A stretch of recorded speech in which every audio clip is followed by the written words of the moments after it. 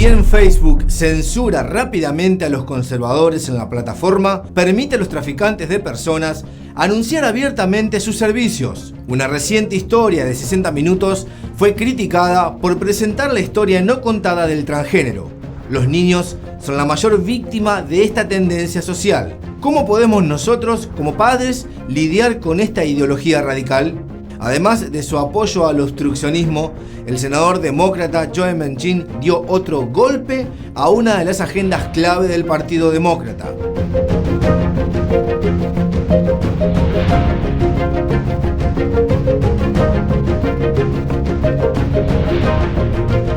Bienvenidos a Factor Sorpresa.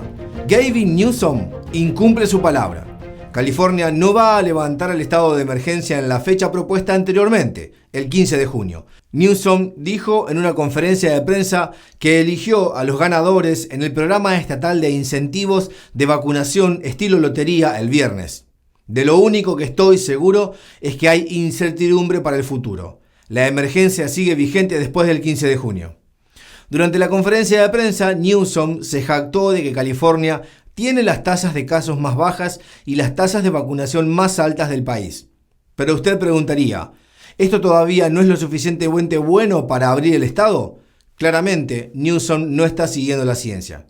Antes de enfrentar una elección revocatoria a finales de este año, el gobernador opta por mantener su poder. Mantener el estado de emergencia solo garantiza eso.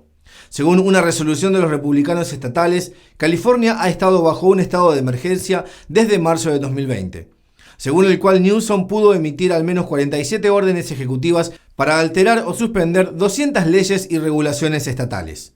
Sin embargo, Newsom también hizo esfuerzos para complacer a los votantes, que son casi exclusivamente en forma de incentivos financieros. Desde que la campaña de destitución ganó fuerza, el gobernador y la legislatura controlada por los demócratas han autorizado $2.300 millones en pagos en efectivo para adultos de bajos ingresos. Newsom también balbuceó planes para otorgar otros 8.100 millones en reembolsos a adultos que pagan impuestos este año y se comprometió a otorgar más de 100 millones en incentivos para que las personas se vacunen. Ahora hablemos de Facebook y la frontera sur de los Estados Unidos, y es que todos sabemos que los inmigrantes ilegales han aumentado desde enero en la frontera sur. Sin embargo, además de las políticas de fronteras abiertas de la administración Biden, la nueva evidencia sugiere que Facebook también es un gran contribuyente a la crisis fronteriza. Existen muchas publicaciones en las redes sociales que ofrecen servicio para facilitar los cruces fronterizos ilegales. Los traficantes de personas anuncian abiertamente sus servicios en Facebook. Algunos incluso anuncian directamente cuánto cobran por el servicio. Si bien el gigante de las redes sociales cancela rápidamente las voces conservadoras en su plataforma, no logra eliminar el contenido de tráfico de personas. La representante republicana de Florida, Kat Cammack, dijo que alertó repetidamente a Facebook sobre el problema y sobre una serie de publicaciones específicas de este tipo, pero la respuesta de ellas no han sido eliminadas. Algunas de las publicaciones en cuestión eran anuncios pagados. Uno se preguntará si Facebook ha estado recibiendo dinero, al menos indirectamente, de los cárteles criminales de la droga que controlan las operaciones de tráfico de personas. Una de las publicaciones dice: ¿quiere cruzar a los Estados Unidos? Los recogemos en Tecumumán, Guatemala, hasta Houston, Texas, cruzando todo México en bus pagando $9.300. La información de la patrulla fronteriza y de los propios inmigrantes ilegales indica que los contrabandistas están sintonizados con el clima de la política de inmigración estadounidense y han utilizado el enfoque suave y la retórica de la administración Biden como herramienta publicitaria. Específicamente, la decisión de la administración de no devolver más a los menores atrapados cruzando ilegalmente se ha relacionado con una oleada de menores no acompañados que toman el camino peligroso para cruzar la frontera, a menudo con consecuencias desastrosas. Cammack aprendió de los agentes de la patrulla fronteriza que los cárteles de la droga controlan el lado mexicano de la frontera con tanta fuerza que nadie puede cruzar ilegalmente sin pagarles. Dijo que ha sido testigo de algunos de los horrores y crímenes contra la humanidad más horribles que uno puede imaginar. Los cárteles de la droga no valoran la vida de un ser humano. Ella dijo, lo hacen a través de los medios más brutales y autoritarios posibles. Señaló que la mayoría de los menores que se dirigen a la frontera son agredidas o abusadas sexualmente. Pero, ¿quién permitió que floreciera el contrabando de personas? Si bien da la bienvenida a los inmigrantes ilegales para que vengan a vivir a los Estados Unidos, la administración Biden muestra poca simpatía por la forma en que ingresaron a este país. Facebook, por otro lado, permite que los cárteles de la droga y los traficantes de personas operen sus negocios en su plataforma. El gigante tecnológico tiene la responsabilidad absoluta por su participación en la crisis humanitaria en la frontera sur. Y no solo la niñez en la frontera sur está siendo amenazada. La semana pasada informamos que la Junta Escolar del Condado de Loudoun, en Virginia, canceló al maestro de escuela primaria Byron Cross por hablar en contra de una nueva política propuesta en el distrito escolar. La nueva regla requiere que los maestros y el personal se dirijan a los estudiantes mediante pronombres de su identidad de género preferida. Tras los comentarios de Cross, la Junta de Escuelas Públicas lo puso en licencia administrativa, le prohibió el acceso a la propiedad escolar y en última instancia amenazó con despedirlo. Un correo electrónico de la escuela confirmó que los comentarios de Cross a la Junta fueron la única razón de las acciones adversas. Cross ahora está demandando a la Junta Escolar pidiendo la reinstalación total en su trabajo. La demanda establece que no se trata de cómo las escuelas deben tratar a los estudiantes que luchan contra la disforia de género. Más bien, se trata de si los educadores tienen libertad de expresión y libertad religiosa para expresar sus puntos de vista sobre las políticas escolares. Si las escuelas públicas pueden castigar a un maestro por objetar una política en un foro diseñado para discutir la implementación de tales políticas. La demanda también adjuntó declaraciones de 5 miembros del personal de la escuela que dicen que todos tienen miedo de hablar sobre la política propuesta de pronombres de género por temor a represalias. Durante el discurso, Cross mencionó la entrevista de 60 minutos de Lesley Stahl sobre los adolescentes con disforia trans que se apresuraron a la transición y luego se arrepintieron profundamente. Algunos de ellos incluso se volvieron suicidas. Los tratamientos trans irreversibles y dañinos para el cuerpo son algo que la sociedad rara vez menciona. Los grupos de defensa de LGBTQ han estado ocultando intencionalmente las implicaciones médicas de la transición, mientras propagan en voz alta citas de historias transgénero positivas.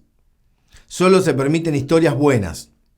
Al enterarse del informe de Stahl, activistas LGBTQ furiosos la llamaron y dijeron que la periodista de CBS debería haberse centrado en historias trans positivas. Alegaron que las historias de transición fallidas son un insulto a la comunidad trans. ¿Es realmente así? Lo último que los publicistas radicales LGBTQ quieren ver es que los propios jóvenes transgéneros cuenten el lado oscuro de la historia. El episodio de 60 minutos no fue un insulto para los transgéneros, fue un insulto a la industria del transgénero. El lado oscuro del movimiento transgénero está estrictamente reprimido. La izquierda etiqueta a uno como transfóbico si alguien se atreve a contar los casos fallidos de la transición. Como resultado, la información a la que están expuestas las personas, especialmente los niños, está gravemente sensible. En otras palabras, nuestra sociedad está normalizando la disforia de género. En el episodio presentado por Stahl, Destransicionales, en una de las entrevistas preguntó: ¿cuántos de ustedes sienten que fueron afirmados ciegamente para someterse a la transición? Los 4 ex jóvenes trans levantaron la mano. Todos aprendieron sobre la transición en Internet. Sin embargo, ahora sienten que no recibieron suficientes rechazos y que se apresuraron a iniciar los tratamientos. Garrett, un joven de Luisiana, recibió la carta por recibir hormonas de sexo cruzado después de 2 citas y después de solo 3 meses de tomar hormonas femeninas, fue castrado. En otro caso, a Grace Lindinsky Smith le extirparon los senos después de 4 meses de tratamiento. Ambos se sintieron miserables después de la transición física y psicológica que tuvieron que hacer la transición de regreso, pero nunca podrán regresar por completo, ya que las cirugías realizadas en sus cuerpos son irreversibles. De hecho, Los tratamientos antes de una cirugía física, como los bloqueadores de la pubertad y las hormonas de sexo cruzado, también tienen un impacto duradero, si no permanente, en los adolescentes. Sin embargo, la mayoría de los médicos que administran estos tratamientos insisten en que son seguros y reversibles. En el segmento de 60 minutos, Stahl también escuchó a médicos y psicólogos que están preocupados por la cantidad de cirujanos que aparecen para realizar la llamada cirugía de resignación de género, a menudo sin credenciales verificadas. La doctora Erika Anderson es psicóloga de género y ella misma trans. Ella le dijo a Stahl que el estándar actual requiere 6 meses para diagnosticar la disforia de género, sin embargo está lejos de ser lo suficientemente largo. Si bien Anderson está consternada por lo que está sucediendo en el campo de la medicina con los médicos que se apresuran a diagnosticar a los pacientes y administrarles hormonas, reconoció el floreciente mercado de la cirugía de reasignación de sexo. Realizar tales cirugías está de moda entre los proveedores de atención médica. Otra psicóloga, Laura Edward Lipper, está muy preocupada. Ella dijo: siento que lo que está sucediendo no es ético y es irresponsable en algunos lugares. Todo el mundo tiene mucho miedo de hablar porque tenemos miedo de que se nos vea como afirmadores o de apoyo a los jóvenes o haciendo algo para dañar a la comunidad trans. Plantear las preocupaciones del transgénero es apoyar y ayudar a los jóvenes. Si se preocupa por el bienestar de los niños, no arriesgaría su salud por algo de lo que luego se arrepientan para siempre. Entonces, ¿qué debe hacer cuando tiene un hijo que cree que tiene disforia de género? Cuéntenles el otro lado de las historias, infórmeles sobre las verdaderas implicaciones de la transición, muéstreles a los adolescentes que sufrieron el proceso, hágales saber que el sexo biológico está escrito en cada célula del cuerpo, que ningún medicamento ni tecnología humana puede cambiarlo. Dígales también que son hermosos y que debemos cuidar nuestro cuerpo. La imagen completa del transgénero está disponible en Internet. Sin embargo, no hay suficientes personas que busquen ver el lado oscuro. Sin embargo, los padres deben buscarlo e informarse. Cuando la sociedad fracasa en este asunto, como padres, debemos asumir la responsabilidad de proteger y guiar a nuestros hijos. El expresidente Trump regresó al escenario el sábado por la noche en la convención del Partido Republicano de Carolina del Norte. Trump hizo su primera aparición política fuera de Florida en Greenville. Carolina del Norte ha sido un campo de batalla clave en las últimas elecciones presidenciales. En 2022, el estado elegirá un nuevo miembro del Senado, ya que el senador republicano de 3 mandatos, Richard Burr, se jubila. Para que los republicanos recuperen la Cámara, necesitan asegurar el escaño en el Senado de Carolina del Norte. Es también el estado natal de la nuera de Trump, Lara Trump. Anteriormente, hubo rumores de que Lara se postulaba para el escaño del Senado. Antes de continuar su nuevo respaldo, Trump invitó a Lara a hablar. Ella le dijo a la multitud que debido a sus 2 hijos muy pequeños, no es el momento adecuado para participar en la carrera. Sin embargo, Lara dejó en claro que su decisión fue un no por ahora, no por siempre. Finalmente, Trump respaldó al representante Ted Budd y prometió hacer campaña con él para el Senado de los Estados Unidos. Una preocupación crucial para las elecciones intermedias de 2022 es la integridad de las elecciones. Después de que una delegación republicana de Pensilvania recorriera la auditoría de Arizona en el condado de Maricopa la semana pasada, más republicanos en la legislatura estatal ahora apoyan una auditoría de las elecciones del 2020. Además de los 3 legisladores republicanos que viajaron a Arizona, el senador estatal de Pensilvania, David Argall, presidente del Comité de Gobierno del Estado, confirmó recientemente su apoyo a una auditoría electoral. Argall dijo que una auditoría es el mejor camino a seguir para abordar las preocupaciones legítimas de sus electores que votaron por Trump, así como de todos los residentes de Pensilvania. Los republicanos controlan el Senado de Pensilvania, tiene 7 miembros en la Cámara, mientras que los demócratas tienen 4. Hasta ahora, 3 senadores republicanos, Doug Mastriano, Chris Dash y David Argall, han expresado públicamente su apoyo a una auditoría.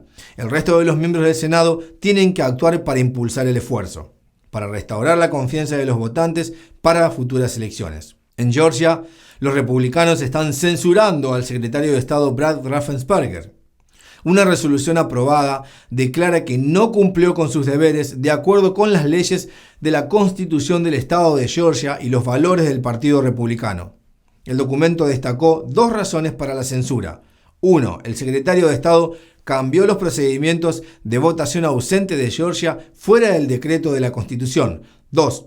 Socavó la seguridad de las elecciones al permitir el envío masivo de solicitudes de votación por correo, hacer que la coincidencia precisa de firmas sea casi imposible, permitir las urnas sin la debida cadena de custodia y sin tener en cuenta la evidencia de las irregularidades en los votantes, todo lo cual creó oportunidades para hacer trampas en las elecciones. La resolución citó el fracaso de Raffensperger como resultado de un acuerdo de conciliación con el Partido Demócrata de Georgia y varios comités demócratas. El Partido Republicano de Georgia hace un llamado al gobernador Kemp y a todos los funcionarios electos para reparar el daño que ya se ha hecho y comprometerse a asegurar la elección del Estado. Ahora vamos de vuelta al Congreso. Desde que la Cámara aprobó HR1 o la llamada Ley del Pueblo en marzo, el plan de reforma electoral de los demócratas ha encontrado obstáculos para aprobar el Senado. Ante el temor de perder la escasa mayoría en el Senado, los demócratas están ansiosos por aprobar la medida antes de las elecciones intermedias de 2022. Hollywood también se unió a la batalla.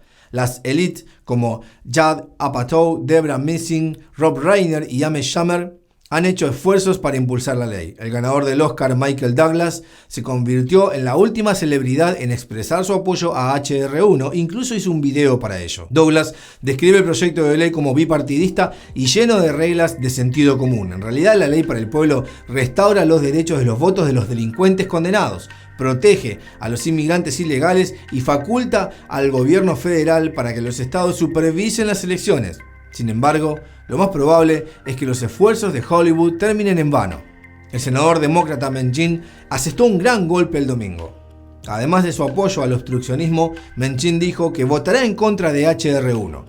Escribió en el periódico de su estado natal, The Charleston Gazette Mail, que la acción del Congreso sobre la legislación federal sobre el derecho al voto debe ser el resultado de la unión de demócratas y republicanos para encontrar un camino a seguir o corremos el riesgo de dividir y destruir aún más la república que juramos proteger y defender como funcionarios electos. Creo que la legislación electoral partidista destruirá los lazos ya debilitados de nuestra democracia y por esa razón votaré en contra de la ley por el pueblo. Además, no votaré para debilitar o eliminar el obstruccionismo. Respetamos el coraje de Manchin para defender algo que es más grande que un partido. Más políticos deberían ser como él. Y eso es todo por hoy. Gracias y hasta mañana.